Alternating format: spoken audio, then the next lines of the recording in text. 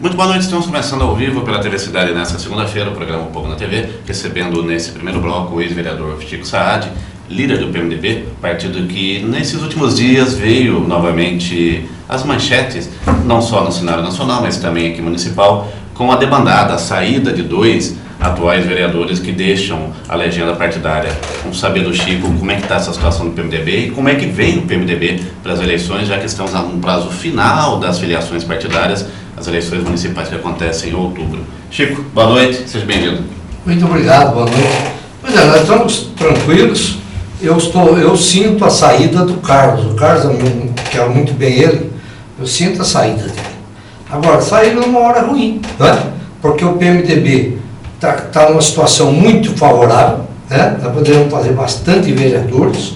Agora, com a saída do rapaz lá da Metropolitana, Alexandre, nós vamos ter uma turma com uma votação mais ou menos parecida, vai ter bastante gente com votação parecida, e o PMDB vai sair com um candidato muito forte, né?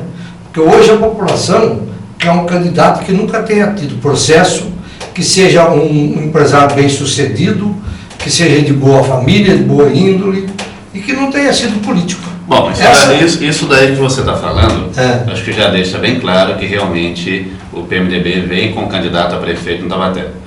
Sim, sem dúvida. Tudo leva a crer. Você imagina assim, ó, quem conhece a política vai entender bem o que eu estou falando. Nós temos 3 partidos que têm tempo de televisão: PT, PSDB e PMDB. PT acabou, né? Que a gente fala em PT hoje está falando palavrão, né? Então o PT acabou, até os 2 vereadores do PT já mudaram de partido, né? Mas então, isso não tem problema, o problema é deles lá. Então só PMDB e PSDB. PSDB a gente não sabe ainda como é que vai ficar a situação do PSDB. Mas o PMDB já está definida a candidatura, né? Nós temos uma pré-candidatura, porque ninguém pode falar que tem uma candidatura, o que é candidato, antes da convenção. Quem decide se tem candidato, quem é candidato, é a convenção do partido. Mas nós vamos sim sair com um candidato, nós já temos os nomes, né? E um grupo bom do PMDB, de vereadores, e uma coligação na proporcional para vereadores, e evidentemente coligado na proporcional, apoiando o mesmo candidato do PMDB, com empenho, né? Tem um grupo muito bom, uma garotada boa. Então o PMDB vai para as eleições, vai para ganhar, Chico, vai com raça. Deixa eu te perguntar com toda a sinceridade. Pois não. Se você puder e quiser responder. Pois não. O que levou à saída desses 2 ex-vereadores do partido? Olha, Ex-vereadores pelo PMDB agora, continuam vereadores. O Carlos acompanhou alguém, né? Ele acompanhou alguém, porque não tem motivo para sair do PMDB. Agora é a hora do PMDB. O PMDB é o maior partido do Taubaté. O maior número de filiados é o PMDB, né? E ele está enxuto, com um diretório registrado, partido muito organizado, teve uma fase para reestruturação, né? Eu estou como vice-presidente do partido, o Arizinho é o presidente. O Arizinho, esse não sai mais candidato? Ele disse que não sai. Evidentemente, se ele quiser colocar o nome dele, vai ser bem-vindo, mas ele não quer, diz ele que não quer de jeito nenhum. Então, o PMDB está bem estruturado. Nós não vamos ficar entregando ouro, como diz o outro, nós temos nossos planos, mas para se entender de uma maneira mais ampla e de uma maneira da cabeça do assunto, da parte mais importante, é o seguinte: só sobra então PMDB, PSDB, dos 2 partidos grandes que têm tempo de televisão. Isso é importante, nós sabemos o quanto é importante esse tempo de televisão. Então, o PMDB lança candidato. Se tiver segundo turno, nós vamos depois ver o que pode acontecer, que tipo de composição que pode acontecer. O PMDB, em nenhuma hipótese, em nenhum momento, cogita uma coligação com o PT aqui em Taubaté? Não, não, está descartado completamente. Descartado. Independente do que aconteça lá no cenário nacional. Sim. Já vamos avisar que nós somos favoráveis à cassação da Dilma. Como é que nós vamos fazer? Como é que nós podemos fazer coligação com o PT? Como é que nós podemos apoiar alguma coisa do PT se nós somos favoráveis à cassação da Dilma? Tá? Depois, inclusive, se quiser, nós podemos falar um pouco sobre esse cenário nacional. Mas aqui fica estabelecido com toda certeza, eu falo com propriedade, com direito de falar com o seu partido. Inclusive o presidente do partido, o Quarizinho, falou para mim para eu resolver tudo, porque ele está tratando dos problemas deles, da empresa dele, fica mais em Mato Grosso do que aqui. Então eu tenho tomado as decisões pelo PMDB e garanto com toda sinceridade, com toda segurança. Nós vamos ter um candidato e vamos entrar para ganhar. Nós vamos entrar para ganhar. O candidato nosso vai combinar exatamente com as perspectivas, com a ansiedade do povo. E esse candidato, candidato que não tenha problema nenhum. A prefeito do PMDB, tudo indica que será o José Antônio Saldi. É o nome mais forte hoje dentro do partido? Eu acredito que é um nome fortíssimo como pré-candidato, né? E nós faremos as reuniões até a hora que nós poderemos, então, anunciar quem serão os candidatos a prefeito, vice e a vereador. Hoje, tudo leva a que o Saldi, que é pré-candidato dentro do PMDB, seja o nome a ser escolhido por vocês, né? É um grande nome, é um grande nome. Empresário bem-sucedido, uma família honrada, nunca teve processo de tipo nenhum, nunca teve cargo político. Ele não gosta de falar isso, mas você sabe o time dele? Não sei o time dele. Não é o Santos. É o Santos. É o Santos? É o Santos. Então, mais uma qualidade, então. Ele não gosta que fala, vou falar aqui. Uma vez eu falei aqui, o Santos perdeu, não sei pra quem, daí encheram o saco dele, acho que foi na final da Copa do Brasil. O Santos vai melhorar um pouquinho, não? Chico, 2 pontos antes de fechar esse assunto aqui. Primeiro, coligação com o PEN. Hoje é o único partido que está com vocês, vocês trabalham com outros também? Nós estamos na perspectiva de, no mínimo, 5 ou 6 Porque eu sei que o Saldi andou trabalhando um ou outro partido menor. Não, mas nós temos já, tradicionalmente, os que acompanham o PMDB, então nós temos 5 ou 6 partidos, não é? Eu estou falando do PEN porque é a coligação na proporcional. Os outros partidos vão formar grupos, não é? Que é normal dentro de uma campanha, formar os grupos para cada um eleger o seu ali, para a gente poder chegar no pós-eleição com o maior número possível de vereadores e com o nosso candidato. Hoje, o tempo do PMDB de TV é de quanto? É quase 5 minutos, 4 minutos e 3. Vocês esperam ter quanto tempo na campanha, com a coligação dos outros partidos? Não vai passar muito disso, porque os outros partidos têm 10 segundos, 15 segundos, assim. Então não vai passar muito disso, certo? O que vai acontecer seria numa hipótese de um segundo turno, aí sim, poderá ter um número maior, mas no momento é assim, certo? Você está falando de nomes aí, a gente esqueci para falar que é pré-candidato, né? Mas é uma ironia isso, né? Mas o nosso candidato é assim, nesse perfil que você falou do Zé Antônio Saldi, boa família, nome limpo, nunca teve processo, nunca foi político e empresário bem sucedido. Você quer melhor que isso? É isso que o povo quer. Agora deixa eu fazer uma pergunta, eu já te fiz essa pergunta umas 3 vezes quando você veio aqui, vou torná-la a fazer, porque na rua, eu já escutei, tem gente que já fala que você não pode ser candidato a vereador, tem gente que questiona, e eu sei que você está todo animado de novo com essa possibilidade de disputar uma eleição em Taubaté. Você resolveu o seu problema com a justiça? Você pode ser candidato? Se eu for candidato, tranquilo, limpo, é bom, eu sempre gosto de falar, eu agradeço a oportunidade que você me dá, porque o povo tem que saber que, por fundo na minha vida, eu nunca proibi nada, se quiserem abro minhas contas, abro tudo. O que eles encontraram? Num candidato de 22 anos vereador, né? Um mandato de 6 anos em São Luís do Paraitinga, mais 4 aqui, nunca tive problema nenhum, foi só essa carona, que nem fui eu quem deu a carona, eu daria também, porque na situação que estava, o carro indo para São Paulo, com o banco de trás vazio, uma senhora que não estava doente, ela precisava fazer um exame que ela conseguiu de graça. Ela pula na frente do carro e pede a carona, pelo amor de Deus. Então, pelo amor de Deus, eles deram a carona, certo? Eu também daria se eu estivesse no carro, mas eu não estava. Estava indo um motorista e um assessor meu para São Paulo, lá no CEPAM, que eu era desde aquela época, foi em 2003, hein? Isso é absurdo, apareceu uma condenação, um processo em 2010, 2011, um negócio que aconteceu lá em 2003, e por uma bobagem. que nem faz parte do rol das improbidades administrativas, não tem essa palavra carona ali. Né? Tanto é que o negócio teve um jogo no meio disso, que um dia ainda vou contar com toda certeza, não teria ido para frente, porque eu fui absolvido em Taubaté, tendo investigação. O juiz, doutor Paulo, fez um trabalho muito bonito, investigou, fez acariações, fez tudo e chegou na conclusão que eu não tinha nada a ver com peixe e me absolveu.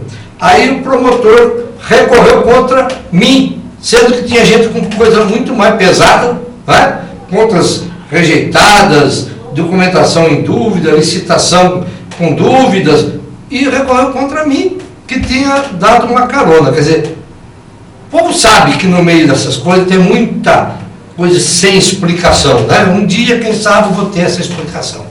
Mas eu fui processado, nunca fui cassado, né? A Rádio Metropolitana falava dia e noite que eu estava cassado, e eu estava com um pedido de impugnação da minha candidatura, que por um erro da justiça, eu não tive tempo na época de exigir a contagem dos meus votos. Mas agora pode mudar tudo. Né? Eu estou desde o dia 14 de abril de 2015 liberado desse problema. Tá certo. Vai fazer um ano, né? Fica esclarecendo essa questão.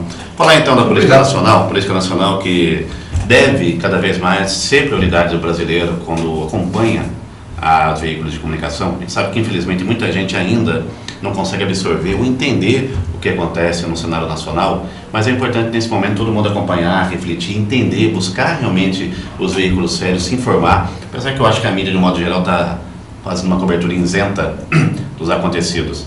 Chico, o que você entende desse momento crucial na política nacional, que vai acontecer, qual a sua expectativa?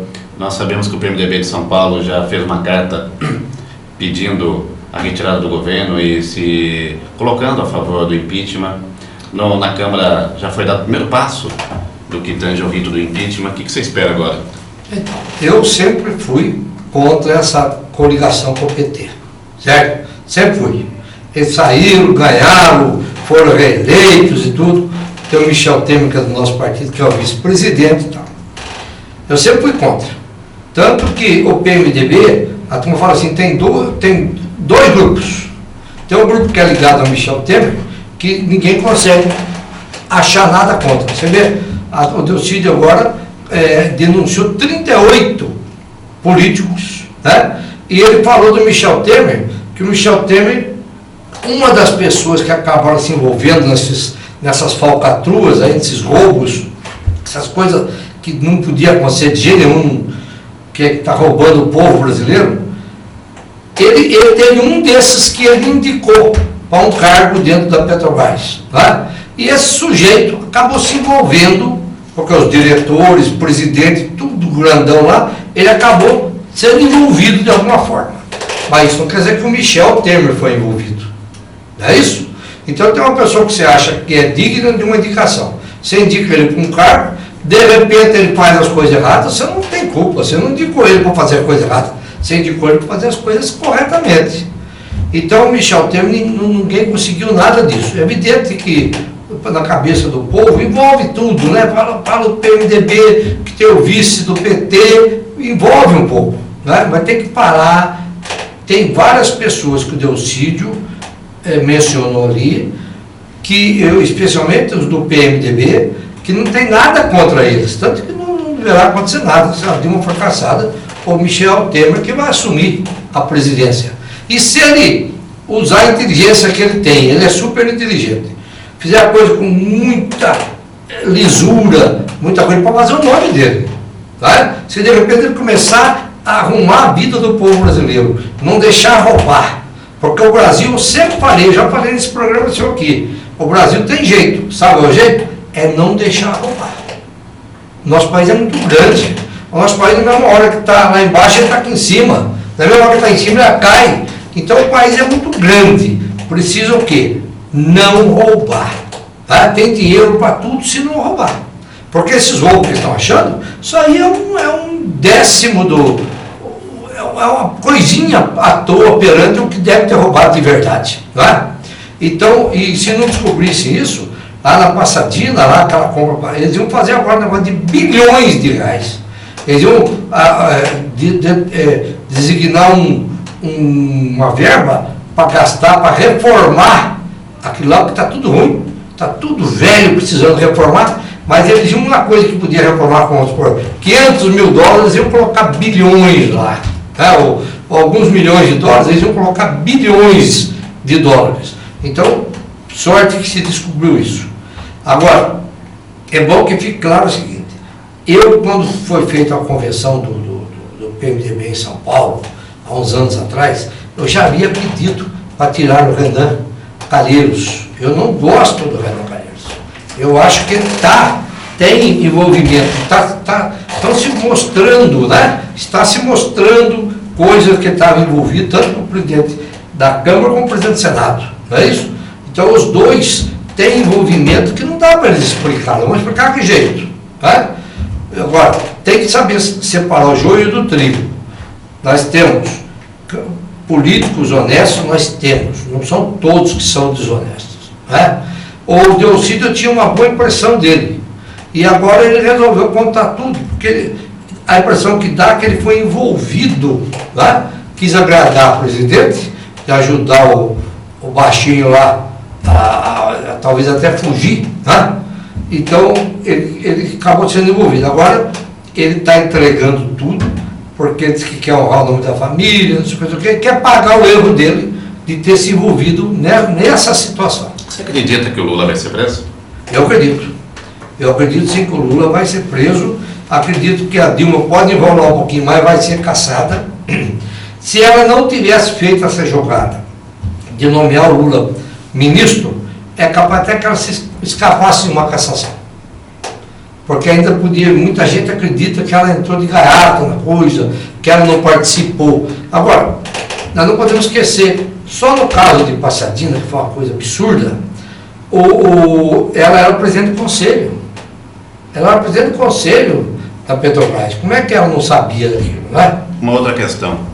Nós sabemos que o rito do impeachment está na Câmara, né? São mais 9 sessões para poder ser aprovado ou não e votado. Eu acredito que já não forem 8, né? Não sei se não fizeram uma hoje, vão fazer. Eu acredito que na Câmara passa. Certo? Até pelo apoio do PMDB, pelos outros partidos como o PRB que veio para o lado, certamente do governo, enfim. O PMDB está debandando, né? Eu tenho um outro partido também, não me esqueço o nome também. Eu acho que na Câmara passa. Pergunta que eu te faço. Da Câmara vai para o Senado. Você acha que o Senado vai a favor do impeachment?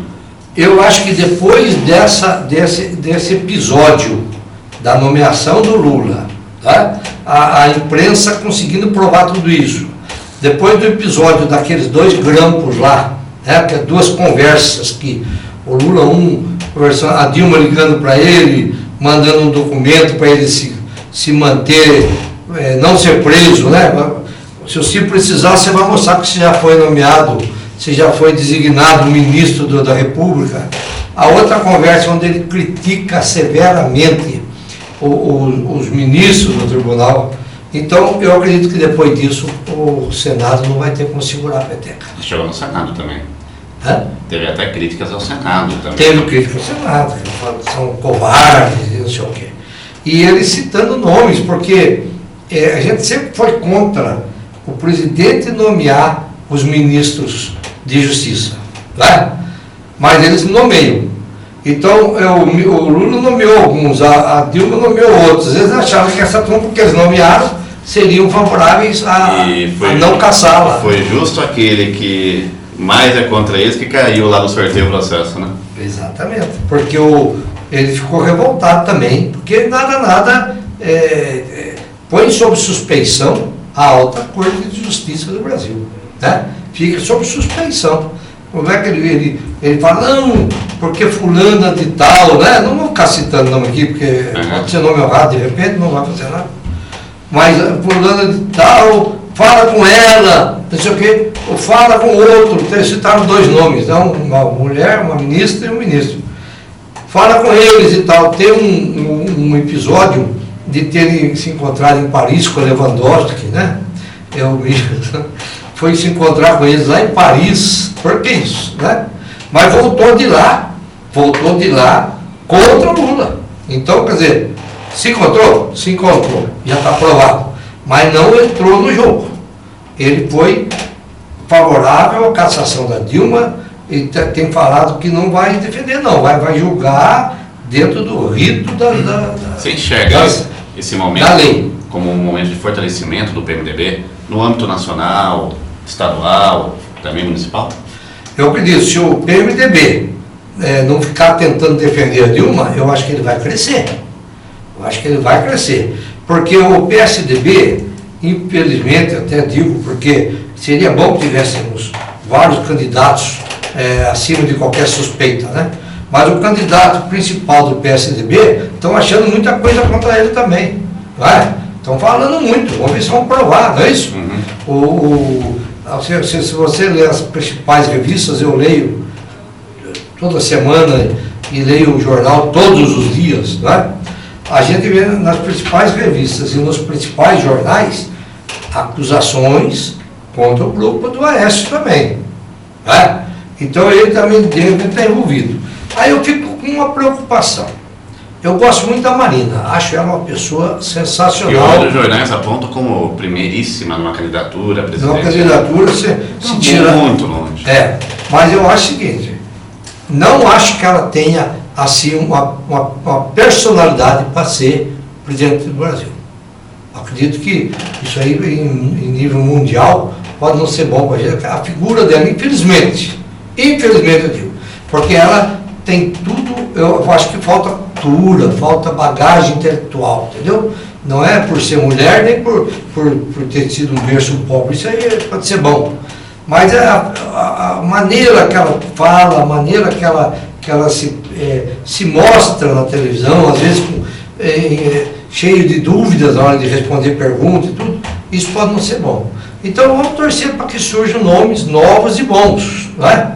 Vamos ver, quem sabe eu fico imaginando uns 2 nomes aí que pode chegar lá na cabeça de área, como diz o outro, e conseguir ir liderando a possibilidade de ser eleito, né?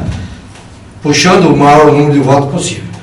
Mas eu tenho certeza de uma coisa, o Lula já era, né? O povo brasileiro está se revoltando, está mostrando garra, né? E depois tanta prova, rapaz, tanta prova, a gente já sabia disso, a gente sempre achou, né? Não é possível que o filho dele, que era funcionário do zoológico, hoje é dono do Friboi, é dono da Oi. Que isso? Que jeito?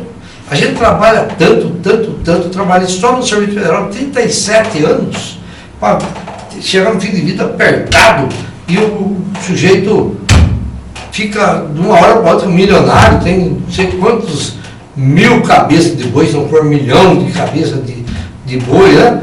Como é que pode, mano? Né? Uma vez uma pessoa falou para mim assim, só tem 2 jeitos de ficar rico. Eu falei, como é que é? Ele falou assim, ser político em Brasília ou ser traficante. Puta, aquilo me doeu no coração, rapaz. Aquilo me doeu no coração. Né?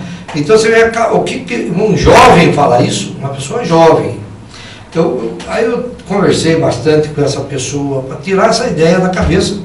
É porque é isso que eles estão vendo. É isso que eles estão vendo. Né? O sujeito lá tem não sei quantos carros de luxo, descobre que ele é traficante. Lá em Brasília, os políticos lá, não todos, não podemos generalizar. Nós temos que conseguir separar alguns, tem que ter. Né? O político mais honesto que eu, na minha opinião, era o Pedro Simão. Né? Não quis nem ser candidato mais. Ele não quis ser candidato mais. Então, acho que tanta coisa que ele via lá, né? Existem muitas dúvidas com relação a alguns políticos, mas nós temos que saber, começar a observar os políticos que não participam dessas coisas. Tá certo. Chico, só para a gente fechar, tem que te liberar um pouco mais cedo, você tem um compromisso, mas eu queria te fazer uma pergunta mais íntima, fazer uma pergunta importante, porque muita gente tem orado muito pela sua família, em decorrência de um problema pessoal. Como é que está seu neto? Pois é, então, já que você tocou no assunto, eu quero agradecer a todos aqueles que têm orado por ele. Muita gente, mais de 10 mil pessoas, com toda certeza. Porque é negócio de Facebook e grupo não sei o quê, a gente recebe toda hora as mensagens e as pessoas me param na rua, se emocionam. Né? Eu não sei se é até um testemunho que eu faço aqui, quem sou eu para fazer isso, né? Mas o meu neto, ele é fruto de um milagre de Deus. Não só o nascimento dele, não. Porque ele passou 19 operações, está com 2 coraçõezinhos. Né? Hoje eu tive a notícia que ele estava um pouquinho de água no cérebro, a água sumiu, os médicos queriam pôr uma válvula, ele disse que nunca mais ia tirar a válvula, teve que tirar porque estava criando um problema, já é a mão de Deus nisso aí, tirou a válvula e a água secou. Então, ele está indo bem, está faltando muito pouco para a gente poder dizer que ele está completamente curado, né? Ainda está tomando muito remédio com problema de rejeição, que ele fez o transplante, ele manteve o coração dele, mas tem um transplante de um coraçãozinho que, por ser menor do que ele precisava, deixaram os 2. Hoje os 2, graças a Deus, estão funcionando os 2. Então, os médicos que são nesse assunto, o maior cientista do mundo inteiro, Dr. José Pedro, que inclusive foi contratado pela rainha da Inglaterra, vai morar na Inglaterra, lá no Palácio de Buckingham. Esse homem, um cientista, geralmente são céticos, né? Eles não têm essa crença num Deus, como nós temos, como eu tenho e tenho certeza, né? Mas ele falou assim, esse menino é um milagre. Então eu tenho certeza que não é merecimento meu, não. Merecimento das pessoas, dessas milhares de pessoas, até você, que eu sei, que torceram e principalmente oraram para ele, pediram a Deus por ele. Então ele está bem e logo, quem sabe, traz ele até no seu programa aqui para mostrar para as pessoas que estão assistindo o seu programa, que são seus fiéis telespectadores. Deus quiser. Quero agradecer a participação do nosso amigo Chico Saad. Chico, obrigado pela presença. Então, se quiser vir aqui com o pré-candidato para o MDB, pode vir também, viu? Deixa de decidir tudo, quando eu puder falar mais, né? A gente tem medo de contrapor com a lei, com as leis, então vamos aguardar mais um pouquinho, né? Nós temos convenções para fazer, eu acho que logo depois das convenções nós já podemos começar a anunciar. A eleição esse ano, pouca gente sabe, né? Vai ser só 45 dias. Só 45 dias. Tá? Vai ser do meio de agosto, tá? A eleição dia 2 de outubro, então 45 dias, quer dizer, vai ser um tempo bem curto. Tá? Vamos torcer. Eu quero que o meu partido faça bastante candidatos e, se Deus quiser, eu quero fazer muitas declarações que o povo vai gostar de ouvir. Tá? Eu estando lá ou não, meu partido ganhando, fazendo vários vereadores, nós vamos poder contar muita coisa. Obrigado, Chico. Tá bom? Eu que agradeço. Muito obrigado. E vai para o intervalo, na sequência de volta, vai falar um pouco de cultura aqui no programa O Povo na TV. Até já.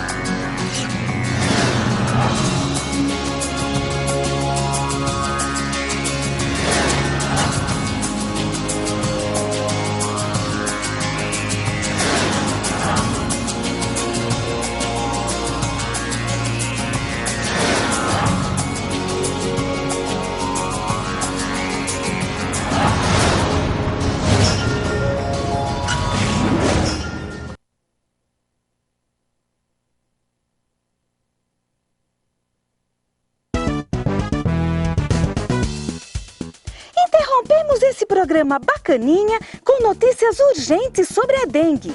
Aqui é Helena, repórter extraordinária. Num furo de reportagem, conseguimos localizar um dos muitos mosquitos Aedes aegypti responsáveis pela doença. Calma lá, mina. Ninguém furou ninguém aqui, certo? Não é nada disso. Furo furo de reportagem é quando a notícia é novinha. Ninguém ouviu falar antes. Ah, firmeza então. Tá. Seu Eds, é verdade que você é responsável pela dengue? Pera lá, mina. Ninguém é responsável por coisa nenhuma, certo? A dengue é uma doença causada por um vírus. Mas não é você quem transmite esse vírus? Veja bem, se ele tá colado na minha, eu não tenho nada a ver com isso. A gente só estamos aí numa função de se alimentar de sangue direitinho, colocar nossos ovos, certo? Seu Edis, isso quer dizer que quando você pica as pessoas e chupa o sangue delas, o vírus que está dentro de você vai parar no sangue das pessoas. Pera lá, mina.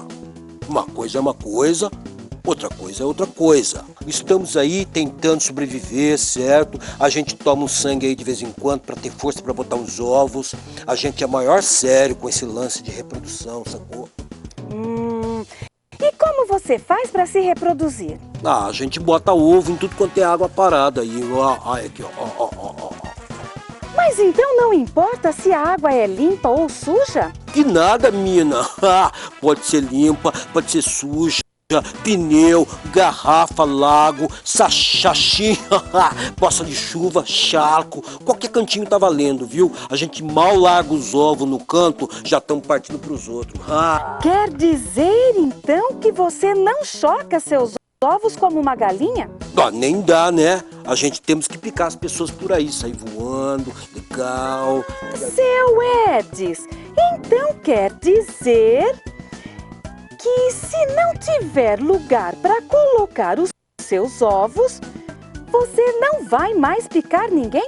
Pô, bem, quer dizer, não, né? Mas espera um pouquinho, você não vai queimar meu filme, né? Sair contando por aí pros outros, aí eu fico meio deslocado. Atenção, atenção, criançada! Vamos tratar de limpar o nosso quintal.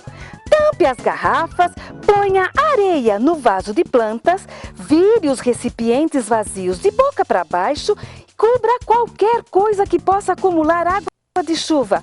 Vamos expulsar esse mosquito da nossa casa. Pô, aí, mina, nada a ver, essa mulher é a maior maluca, mas eu acho que eu dancei, hein? Pô, aí, nossa, os manos vão ficar bravos comigo. Pô, eu dei a parada. Sai pra lá, mosquito folgado. Acho que a casa caiu pra mim, meu. Lena, repórter extraordinária para o plantão do Porquê o Quê?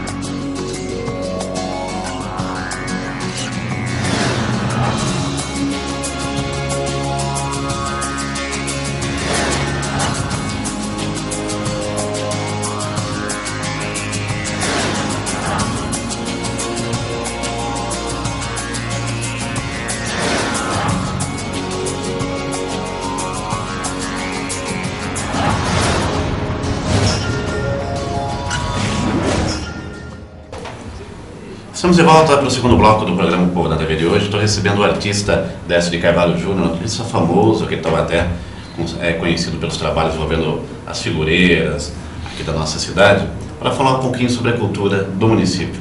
Taubaté, como eu sempre disse, é uma cidade muito rica, potencial artístico enorme, mas sempre muito mal aproveitado, muito mal explorado e repleto de picuinhas e assim mesmo. Décio, boa noite. Boa noite. Boa noite. O que falta nessa cidade para a coisa realmente começar a se desenvolver e ficar? Olha, Taubaté nos últimos, digamos, 3 anos, né, ele teve 3 gestores culturais, né? Esse foi um problema, né? A gente teve a administração do Cláudio, do Saldi e agora da Marta. Eu acredito que isso dificultou o trabalho da Marta agora nesse tempo, porque ela teve um período muito curto de implantar, né, o método de trabalho dela, que foi totalmente diferente do que Taubaté vivia até então. É um trabalho que envolve assim, um procedimento mais técnico, que os artistas não estavam habituados a vivenciar. Então o trabalho foi interessante, mas foi muito pontual, porque ela só pôde trabalhar 1 ano e 2 anos. E qual o problema que Taubaté tem enfrentado nos últimos anos? Exatamente isso. A falta do Fundo Municipal de Cultura, do Conselho Municipal de Cultura e do Plano Municipal de Cultura. Segundo a própria Marta, ela tem já dentro da Câmara, isso eu tive uma reunião com ela, com o Dila, com o Saldi, dentro da Câmara, né? Mas eu não sei em que medida o Plano Municipal de Cultura está lá dentro dessa, para ser tomado uma decisão com os vereadores. E o plano, né, como o próprio nome diz, é o diferencial, porque ele vai criar uma política para pelo menos 10 anos. Então, você imagina, se você tem algo que se você projeta para 1 ano, mas se você vai projetar para 10, então você vai projetar uma política cultural, uma coisa que Taubaté nunca teve. Né? Então a gente sempre viveu de grandes eventos. Sim, nós tivemos grandes festival de jazz, festival de música popular, a própria festa folclore, o próprio carnaval. O carnaval e a festa folclore são os 2 grandes eventos da prefeitura, onde ela realmente investe dinheiro. Mas não tem um trabalho educativo, né? Poderia ter. O carnaval poderia ser um trabalho educativo, até porque as próprias escolas de samba, elas são unidades de cultura. Então elas poderiam aproveitar o desenvolvimento do enredo das escolas de samba, poderia ser feito pela comunidade ao longo de todo o ano. Então aquele investimento que a prefeitura fez, na verdade, é apenas um ponto de todo um trabalho. Mas isso não é feito, não é considerado. E também na própria festa do folclore isso também não é feito. Então, a gente chega 2 meses antes, faz uma programação, é uma grande festa, mas depois que passa, fica só... Não tem uma continuidade. Não tem um legado, não tem. Você, por exemplo, trabalhar o bairro, é isso? E isso, eu acho que comunidade tem que estar envolvida, né? Porque a cultura, na verdade, todo mundo faz, né? Em qualquer meio, porque a cultura, na verdade, é um meio de... é uma forma de relação com o meio, né? A cultura. Então, as pessoas falam que existe boa ou má cultura. Não, a cultura todo mundo faz. Só que ela pode realmente se reverter em algo benéfico para aquela população ao longo de mais tempo. Hoje a gente usa esses termos como indústria criativa, né, inclusão, todas essas coisas. Eu acho que a inclusão já ficou um pouco fora de moda, né? Porque na verdade, assim, o bairro, se você faz uma coisa boa, as pessoas, elas próprias, né, vão assumir aquela identidade, vão representar, vão se envolver. Sim. Não, mas precisa ter um estímulo, né? Aqui eu até pensei, né? Então até tem setores que trabalham bem a cultura. A gente tem o SESC, né, que tem uma programação interessante, mas ele visa um público específico. Mas independente. Né? Então a gente tem, né? Até vou citar alguns aqui. Tem a Biblioteca Zumbi dos Palmares, tem a Prosa no Museu, tem o Circuito Erudito, tem o Cursinho Libertes, que está fazendo um trabalho interessante, o Sertões Taubaté, o Almanac Urupês, a Casa Figureiro, a Universidade, né, com o CDPH lá do Mauro Castilho, Preserva Taubaté. Então, a própria Unital. A Unital tem um campus enorme, tem um potencial de arquitetônico enorme, pessoal, físico, cultural, mas em que medida realmente a gente tem uma fundação cultural que está envolvida com a comunidade? Eu digo, por exemplo, o exemplo da USP, né? A USP lá tem a virada científica, né? Tem vários... Então, não desmerecendo, a gente tem bastante coisa, o próprio Mauro está fazendo coisas lá, tem o pessoal da terceira idade, mas é uma incógnita, assim, a questão da Universidade de Taubaté em relação à cultura. A gente não tem, por exemplo, um grande teatro da universidade disponível para a população, né, sendo que nas universidades lá em São Paulo isso é comum, né? Então eu acho que a gente tem potencial, só que as pessoas estão muito em si mesmadas, esperando que o município faça. Eu acho até que ele tem que fazer, mas tem que partir da prerrogativa que ele tem que juntar todos esses pontos. Eu acho. Daí, por exemplo, o conselho seria interessante? Exatamente, aí o conselho com certeza teria representantes do próprio SESC, da própria Universidade de Taubaté, da Câmara, da própria igreja, né? Porque de qualquer forma ela também tem um patrimônio cultural interessante, tem locais que as pessoas possam trabalhar, acho que em vários setores. Isso é realmente fundamental. Mas qual o modelo desse conselho? Então, precisa primeiro fazer o que está lá. Eu não, na verdade, não acompanhei como ele está, mas eu acho que pode aprovar, ter, e depois vai melhorando. O problema é que as pessoas querem algo ideal que não vai acontecer, né? Até porque também as coisas têm que exatamente mudar. Eu acho que a prova tenha primeiro, porque a questão aí eu estou vendo uma questão política muito densa ali. Eu realmente não entendo, né? Porque há essa dificuldade. Eu sei que está lá dentro, então eu queria saber do prefeito qual realmente o empenho dele relacionado ao Plano Municipal de Cultura, porque é a porta. A gente falou de patrimônio. Esse próprio caso, eu realmente não sou contra. Eu fiquei muito contente com a destinação dos R$500 mil para... Até eu conheço as pessoas envolvidas. É um trabalho super sério da estação ferroviária. Mas a gente sabe que muita coisa poderia ser trazida do próprio governo federal. Mas por que o governo federal não investe? Isso é uma reclamação de várias instituições aqui. Porque existe uma conta lá no Ministério da Cultura das cidades que tenham ou não conselho. Então, Taubaté está devendo isso, né? Ela não tem, digamos, um número exatamente de uma pontuação que ela possa arrecadar para destinar à cultura. Porque ela não tem conselho, porque ela não tem plano. Então, a gente acaba perdendo dinheiro. Então, esses 500 mil vão ser bem usados? Vão, né? Ainda que eu não acredite que seja suficiente, mas a gente poderia, por falha de uma política cultural, a gente não recebe, né, verbas para o município. E como você falou, Taubaté é a cidade de Monteiro Lobato, mas não era para ter um festival nacional de literatura infantil? Não tenha dúvida. Né? Então, ou de cinema. Trabalhado também melhor de cinema infantil.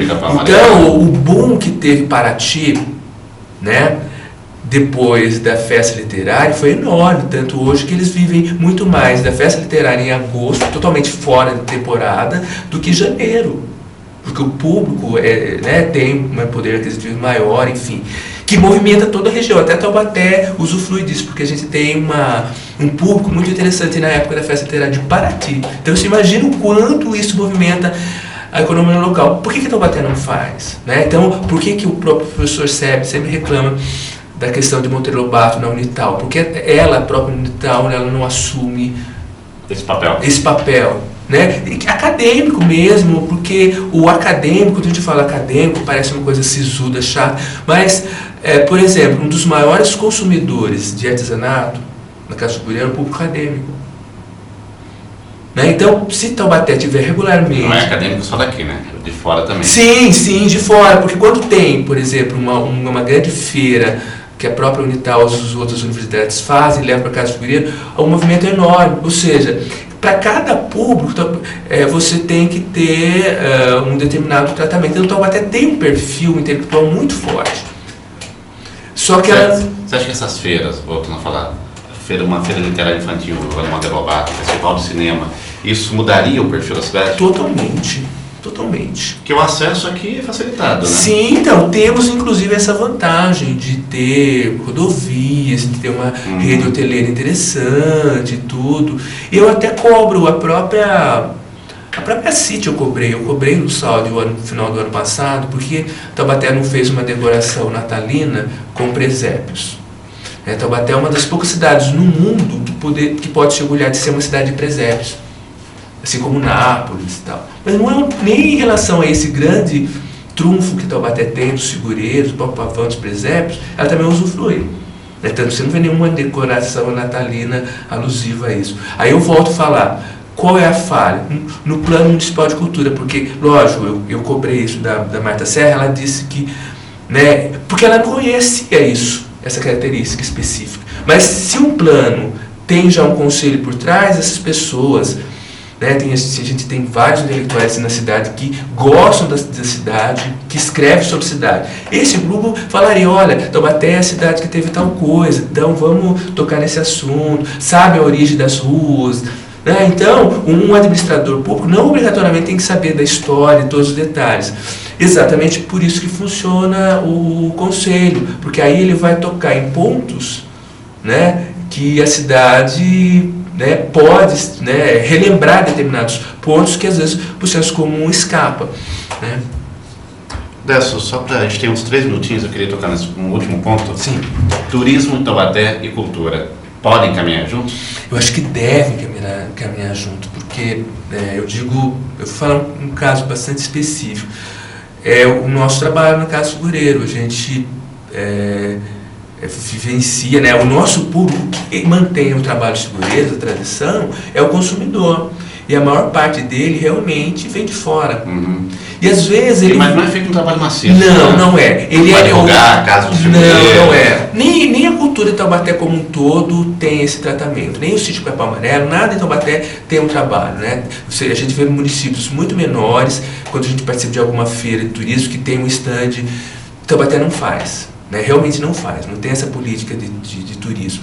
E a maior parte do nosso público vem de fora, mas é um trabalho muito de iniciados. Alguém que comprou, que viu, que contou, sabe? Não é algo sistematizado que pela internet, não faz isso. Massificado, né? Não faz. Não tem um trabalho maciço de divulgação, Não de levar esse conhecimento. E o que é penoso, porque de alguma maneira esse público, ele alimenta a vida cultural. Então, se você traz esse público consumidor, né, ele movimenta a economia e o próprio artista lá na frente vai estar usufruindo disso e ele gosta de ser visto. Mesmo aquele que não é exatamente remunerado, mas ele quer ser visto, ele quer ter plateia. Então, isso trabalha nesse sentido, de realimentar a própria vocação artística. Perfeito. Na verdade, a gente sente que também, como em todo lugar, né? Mas alguns locais conseguem fazer isso. Cultura tem que ser levada muito mais a sério. Mas eu volto a falar, é uma questão política hoje do Plano Municipal de Cultura, do Fundo Municipal de Cultura e do Conselho. Né? Então, caríssimos vereadores, a população, agora a gente vai ter no ano eleitoral, cobrem política cultural dos seus candidatos. Vai fazer toda a diferença. Eu acho que se também esses ilustres candidatos forem sensíveis, saberão que esse público tem um poder de voto grande, então que realmente apresente propostas ligadas a esse ponto, a cultura e ao turismo. Tá certo. Vamos cobrar desses vereadores, gente. Décio, muito obrigado pela participação, viu? Opa. Nós ficamos por aqui, estaremos de volta amanhã, às 18 horas, com mais um programa O Povo na TV. A todos, uma ótima noite e até lá.